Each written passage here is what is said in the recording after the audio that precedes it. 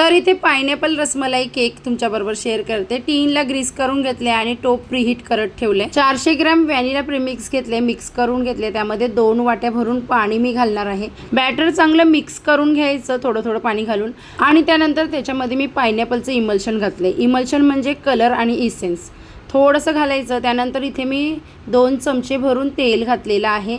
छान मिक्स करून घ्यायचं। असं सिल्की बॅटर तयार झालं पाहिजे। त्यानंतर टीन आपण अगोदरच तयार करून घेतलेलं, त्याला बटर आणि मैदा लावून घेतलेलं, तर त्याच्यामध्ये ओतून घेतले आणि आपलं प्रीहीट केलेल्या टोपामध्ये मीडियम गॅसवर 10 मिनिटं आणि लो गॅसवर आपण केक बेक होईपर्यंत करायचं। केक अशा प्रकारे बेक झालं, नाईफ घालून बघायचं केक नाईफ क्लीन आली का केक तयार आहे। त्यानंतर ना मी रील स्क्रोल करताना बघितलेलं का अशा प्रकारे पायनॅपल कट केलं ना का त्याच्यामधनं काटे जास्त लागत नाही। तर मी तसं करून बघितलं आणि ही हॅक खरी आहे। मी केलं, काटे वगैरे लागले नाही मला। आणि हे पायनॅपल मी करते पायनॅपलचं क्रश बनवण्यासाठी। तर मिक्सरमध्ये घातलं आणि थोडं टेस्ट करून बघितलं तर थोडं आंबट लागत होतं, म्हणून साखर इथे मी पॅनमध्ये अगोदर घातलेली आहे। त्यानंतर तिला छान मेल्ट कॅरेमल करून घेतली। एक साईडला दूधसुद्धा गरम करत ठेवलं आणि वाटलेलं पायनॅपल आपण कॅरेमलमध्ये घालून शिजायला ठेवलं। केक स्पॉन्ज मी बाहेर काढून घेतलं टीनमधनं आणि थंड करायला ठेवून दिले, खूप सॉफ्ट झालेलं।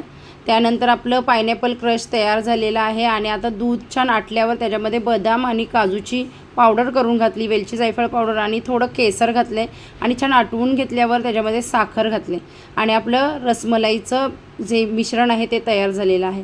आता इथे ट्रोपोलाइटची व्हिपक्रीम घेतलेली आहे अर्धी आणि ती मी बीटर मशीनने छान तिला बीट करून घेते आणि जे इमल्शन आपण वापरले ना पायनॅपलचं तेच इथे मी वापरलेलं आहे क्रीममध्ये सुद्धा। आणि छान अशा प्रकारे स्मूथ क्रीम आपल्याला तयार करायची आहे आणि सगळं मिश्रण फ्रीजमध्ये ठेवायचं A to Z। केक फक्त नाही, म्हणजे हा स्पॉन्ज नाही तर केकचा स्पॉन्ज आता मी कट करते 3 लेअरमध्ये। वरचा डोम काढून घेतल्यावर 3 लेअर आपण करायच्या। नंतर खालची लेअर आहे तिच्यावर थंड थंड रसमलाई घालून घ्यायची।